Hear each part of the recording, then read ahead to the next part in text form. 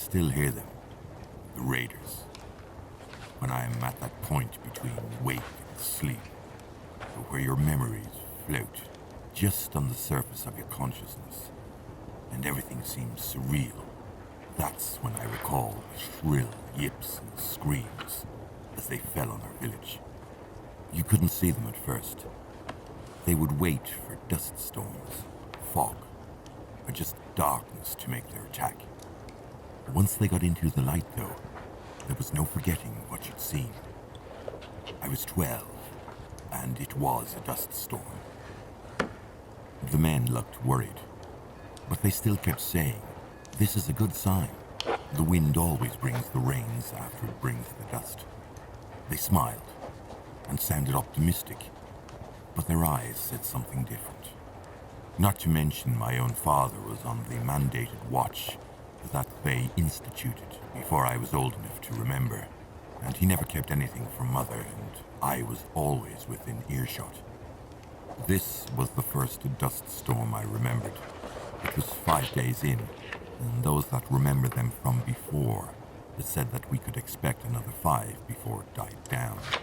And God willing, the rains would come after, so we would ready the barrels and the planting gear. I had meant to ask my father if I would be old enough next year to start watch. I had been working on my sand casting and made a couple of pucks that were almost completely transparent. They were the best I had made yet, so I sewed them into some cloth straps and gave them to my father. He wore them the first 2 days of the storm, but said they gave him head pains and had to stop using them. I had been working on a new design. I was a tinker at heart, and when I got an idea in my head, I'd fidget with it until I had decided it was either impossible or complete. This particular night, my mother began putting out the candles, so I took that as time for bed. I was never very good at keeping time, and with the dust storm, well, who could say? I put down the wooden circles that I had been carving for the pucks and turned out my own light, but little good it did me.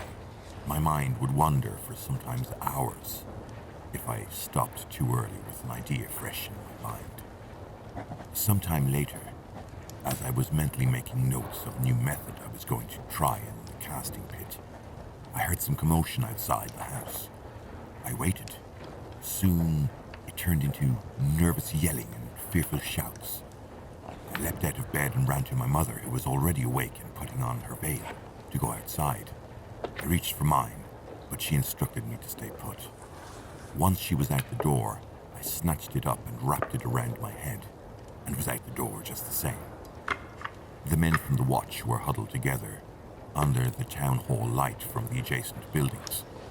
They were talking fast as other men who were shouting and flailing their arms ran to join the group. As one loudly ran up, the others quickly motioned for him to be quiet. But he had only said one word, and he said it loudly. "Raiders!" After he breathlessly reached the group and joined the huddle, one of the other men looked around and caught my eye. It was my father. He was standing next to my mother, and she looked over towards me as well, looking almost relieved. They motioned for me to join them. The conversation was very rapid, and they seemed to be contemplating different strategies. One man argued that just because no one has seen raiders on the south side doesn't mean they weren't there, and if an escape was planned in that direction without scouting first, it could be suicide. Another man spoke up and said, "Don't forget they can see through the dust." My heart was beating so hard, I thought I might be hushed for being too loud myself. The arguing continued for only a few more seconds, until Argyle showed up. He was the village leader. His grey hair was down and not in his usual ponytail, which made the whole situation seem even more desperate. Argyle held up a hand and hushed everyone at once. He gave everyone their orders. The man who was worried about the south side, he was to take 3 watchmen and lead the way in single file, the women and children first, followed by the elderly, then the able-bodied men, in case they are flanked or followed. If there are raiders in the south, you'll know soon enough, as there might even be enough warning to change direction and move east, and miss the ones moving in now. Moving in now, I thought. This is actually happening. My father told me stories about raiders, and I had heard the men speaking about escape routes should we be attacked. But I never expected them to ever come. The rest of the orders were issued, and everyone began sprinting to their tasks. The shock of it all was numbing me, and I wasn't making out all of the words my parents were shouting. But my dad grabbed me by the shoulders and pulled me in for a big hug, and then shoved me into my mother, whom he pulled close for a fast and hard kiss, before breaking away and running out of the torchlight and into the dust. As he did, I heard him yell back at us, "Go!" My mother was choking on her sobs, and so even if I was putting words together in my head, I probably wouldn't have understood what she had said next, as she looked down into my eyes. But she put her veil back on her face after that, and pulled me towards the south side of the village, where the 4 watchmen were beginning to make their escape. I regret more than anything not making out what my mother had said. I've played it back in my head 1,000,000 times, trying to remember the movement of her lips to see if I could understand, but I cannot. But those words were the last words I would have heard from my mother, and "go" was the last word I heard from my father. As we met the 4 watchmen to the south, screams began to echo all around us, followed by sounds of panic by the groups that had gathered to escape. The leader of our watchmen quickly pushed the torch he was carrying into the sand and snuffed it out, before motioning for us to quickly follow. We did. It was so dark in the clouds of thick dust that you could only see 10 feet in front of you, and so, when a dark figure crashed into the man in front of me, all I was able to see was the long pole sticking out of the watchman's chest, and the lurking figure turning toward me. I could feel the urine tracking down my leg as he began walking my way. My mother let go of my hand and hurled herself at the approaching figure. She screamed at him and began beating at him with her fists. But as if he didn't even feel it, he slowly reached out and grabbed her by the neck and held her for a few seconds until she went limp. I was trying to scream. I was trying to run. I was trying to call out for my father, but nothing worked. The only thing that came out of me was water. As he held my mother's limp frame, he walked closer to me, leaned down, and got right in front of my face. And then I finally found my voice and screamed at the sight of his grotesque appearance. His lips were gone, and so were his teeth. In their place were sharp, jagged pieces of metal, small bone shards and animal fangs. His hair was matted into a dozen or so locks, and in them were severed fingers in varying stages of rot. I do not know if he smiled at me or not, since his lips were gone, but his horrifying face stretched ever so slightly, as if he did. He looked down at my mother, got up, and slowly walked away, still carrying her by the neck, like one would carry a chicken after wringing its neck. I was still screaming. I don't remember when I stopped. I don't recall leaving that place, how I survived, how I got to the next place. I have no idea. My next memory is with the first watchman, the one who came running up to the group, with his arms windmilling in panic. His name was Parik. He refused to talk about that night. For the next 7 years, he would continue to refuse me the closure I needed. We were in a cave about 15 miles from where our village was, so I was left to imagine everything that had taken place. A crueler fate than if he had just told me. But he was a coward. No more than I, though. At least he didn't piss himself as his mother was murdered. Or worse. I soon took to my inventions again. But the items I made were not the same, with a different soul.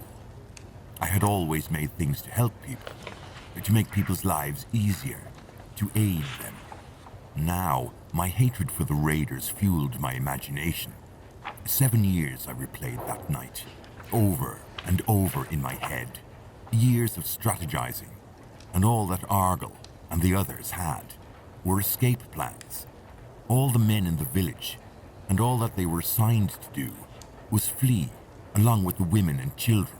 Not a single thought was given to fighting back. Well, that's all I did for the 7 years following.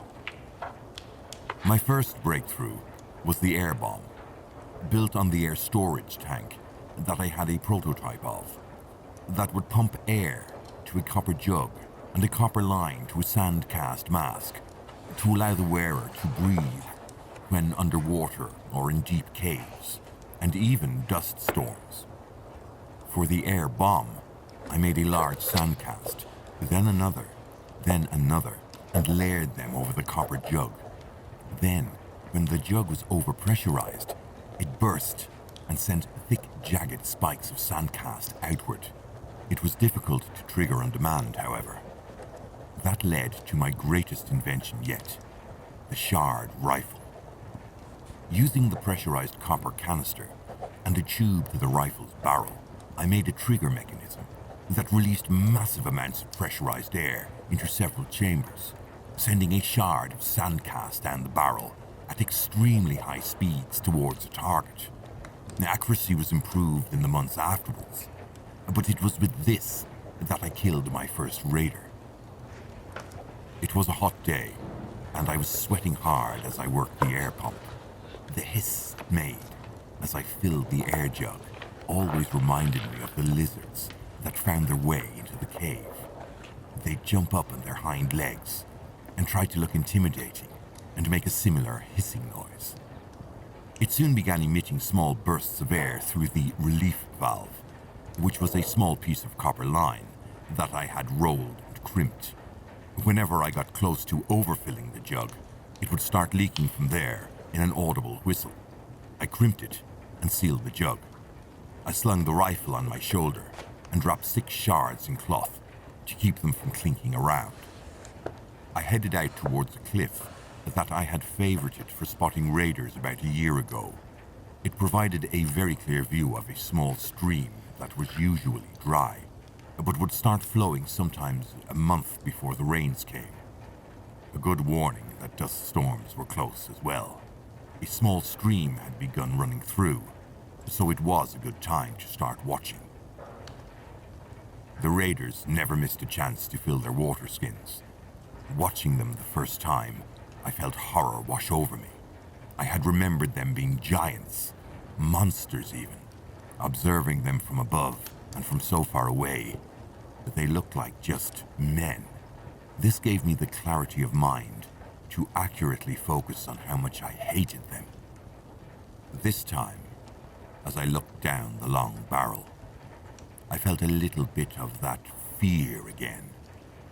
I didn't come to watch them today, and if they spotted me, I'd be dead. I knew that. I scanned the bank of the river, then the trails leading to it. Just as expected, I spotted a small group heading towards a small clearing of shrubs by the river. My pulse quickened as I reached behind me to the jug I'd placed on the ground. I grasped the lever to open the line leading to the rifle, slowly, in case of leaks. The echoing sound of air filling chambers and subsequent silence assured me there were none. I placed a long shard in the mouth of the barrel and gently slid the chamber on it.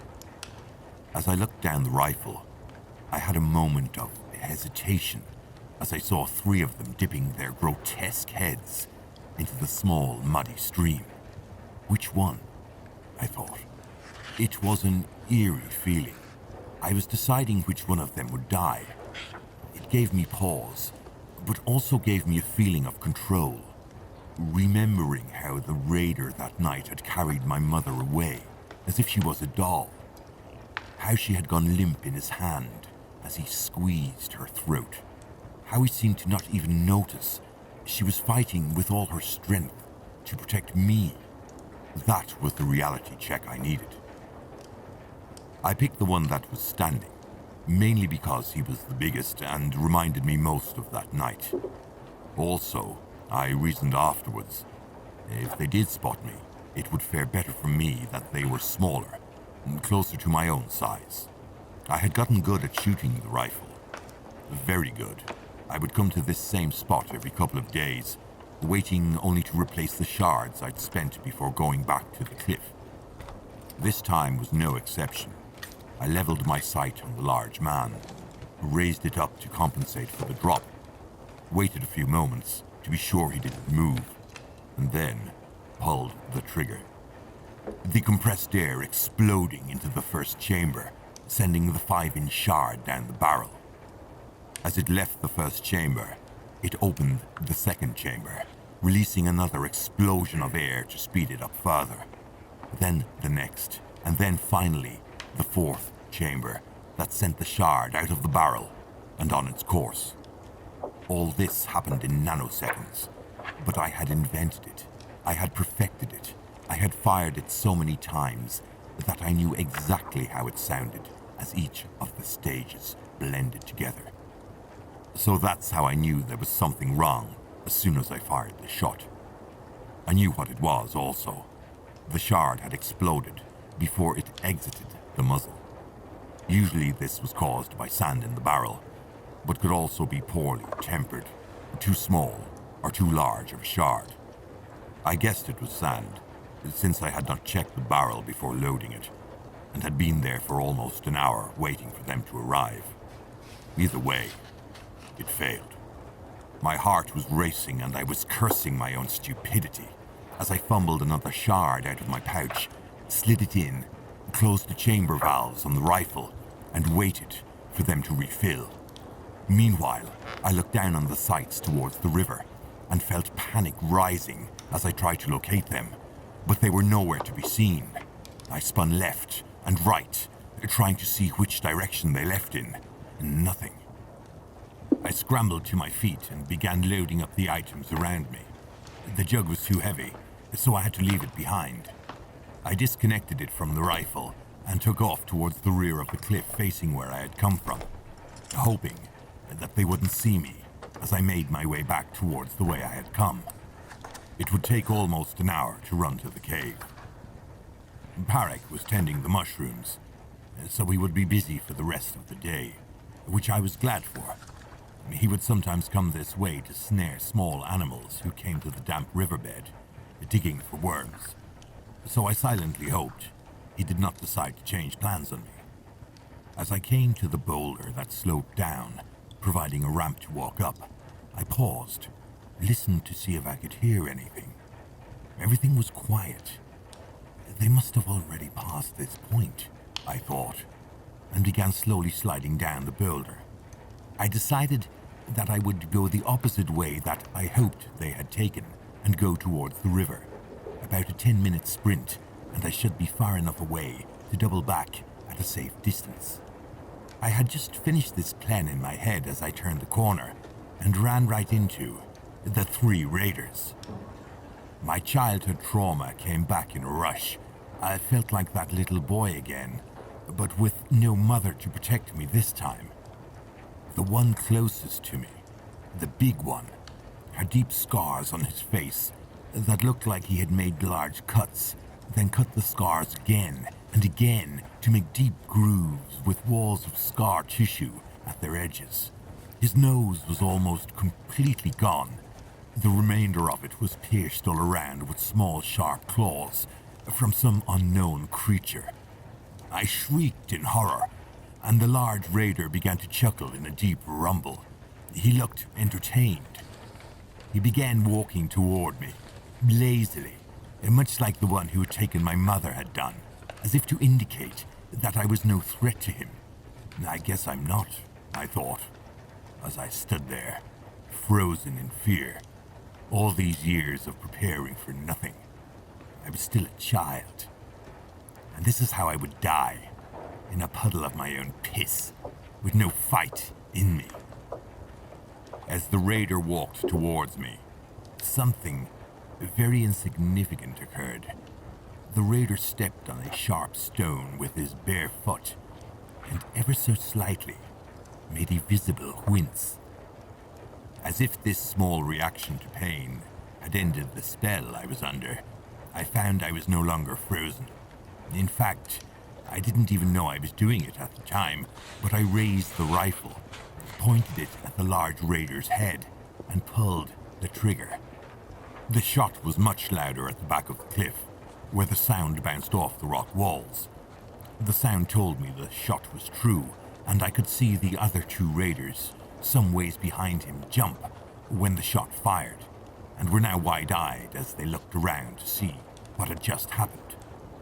A half-second later, the large raider fell backwards on the ground. His head was gone from the chin up. When the other two raiders saw what must have been their alpha, they began whooping in alarm before exchanging looks and having an unintelligible and short conversation. It was unmistakable, though. It was the age-old question of fight or flight. I was indescribably relieved that they chose flight, since my air jug was still on the cliff ledge and could not recharge for another shot, but I instinctively loaded another shard anyway. My pulse did not slow, but I felt I was regaining myself slowly as the sounds of the two raiders hooting their dismay faded in the distance. Within the next few months, I had made 8 more rifles. I could not convince Parak to even hold one, let alone fire one. Mutually deciding we were at an impasse, we decided to split company. I left with a cart of weapons and some provisions for the nearest settlement I knew of. Upon arrival, it took only a single demonstration of my shard rifle to earn me leader of the village, which wasn't saying much. There were less than 20 people there. Most were old, all the young taken by the raiders, but like me, they all wanted revenge. The first thing I did was to teach them sandcasting. Afterwards, how to make sandcast shards. By this point, I had made a mold to keep the shard sizes exact. With ammunition being mass-produced, I set to training them how to use them, how to refill the air jugs, how to check the barrel for debris. No more mistakes like last time. I had also gotten good at melting iron ore, and so I took sharp pieces of it and affixed them to sticks, branches, and shrubs on the perimeter of the village to slow down any unauthorized breaches. 3 months after being hailed the new village leader, the raiders appeared. There were only 5, and they never made it to the barbed perimeter. For the first time in anyone's memory, it became not only possible, but safe to begin traveling. And so they began trading with a nearby village. Although it didn't last very long, one day the entire village showed up at the perimeter gate asking to join. And so they joined us. This continued almost weekly. Trade soon became pointless, and instead they would send out escort parties to bring in more villages. The village turned into a town, and because of the size, I set up a government system. I established 7 guilds to provide for the people and the industry. The 7 guild leaders would meet, vote, and discuss the needs and direction of the city. I married and had a son of my own. I was the leader by all rights, but the guild leaders handled all the business of the city, so I kept to myself, inventing, perfecting, modifying. It helped, but not enough. There was a hole inside me that I never filled, and I never will, I fear. They call me a hero for saving countless people from a fate worse than death. A hero, only I know different. I am a ruined man. I know that now. I know what this hole inside me is. I know what it wants, and I know what I must do. That is why I must leave. should these words find my wife, I bid her the deepest, fondest farewell. Do not blame yourself for not being able to save me. It was never within your power. Yours forever, Rakem.